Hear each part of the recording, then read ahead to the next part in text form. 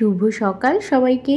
নিশ্চয়ই পাখির গানটা তোমরা শুনলে। ও প্রতিদিন ওখানে বসেই ডাকে, সেটা সকাল হোক, দুপুর হোক, বিকেল হোক, যখনই হোক না কেন।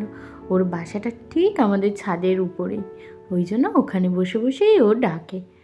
আর এই দেখো আমার পুজো হয়ে গেছে, তাই আমি একটু তুলসী মন্দিরে জল দিতে এলাম। তারপরে চলে যাব নিচে। আজকে আর আমার সেরকম বিশেষ কোনো কাজ নেই। বিশেষ কাজ নেই বলতে আমার রান্নাটাই নেই, বাকি সব তো আমার করতেই হবে, ছেলের সব কাজ বাজ। তারপরে দেখো নিচে এসে একটু চা বানিয়ে নিলাম। মামুনি সকাল সকাল উঠে রান্নাবান্নাও হয়ে গেছে।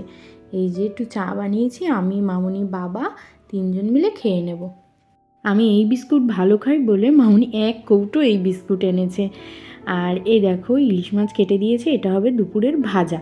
আর রায়নের জন্য করেছে হচ্ছে টেংরির ঝোল সব রকম সবজি দিয়ে।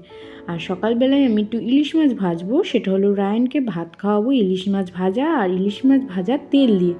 ওই জন্য ইলিশ মাছটা ভেজে নেব। রায়ান ইলিশ মাছটা পছন্দ করে বলেই আমাদের বাড়ি ইলিশ মাছ হলেই ওর জন্য ভাজা রাখা হয়। যাই হোক, ওর এই ইলিশ মাছ ভাজা দিয়ে আমি ভাতটা খাইয়ে একটু কাজ গুছিয়ে যাব উপরে।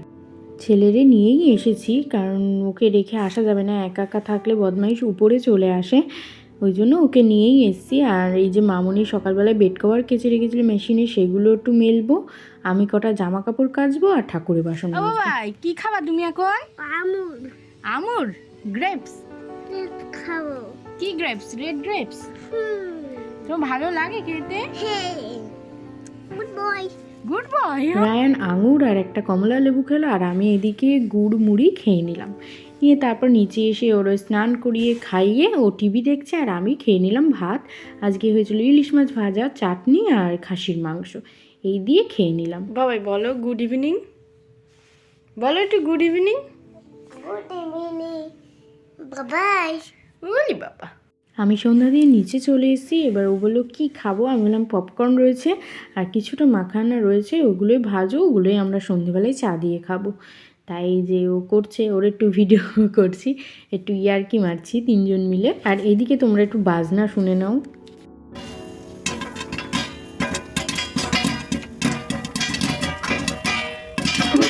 বাজনা বাজি। এদিকে বাজনা বাজাও কমপ্লিট, আমাদের পপকর্নও রেডি। এবার ভাজবে মাখানা।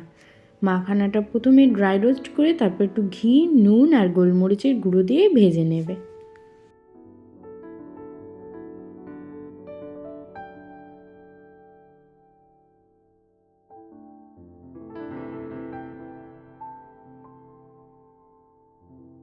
এদিকে মামুনি বাড়ি চলে এসে আমাদের জন্য গরম গরম আমিত্তি নিয়ে এসছে।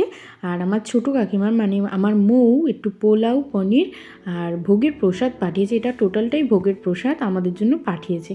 এটাও একটু একটু করে খেয়ে নিলাম। তারপরে একেবারে রাতের বেলায় ঘি, আলু সিদ্ধ আর কাঁচা লঙ্কা দিয়ে আমার জন্য ভাত নিয়ে এসেছি।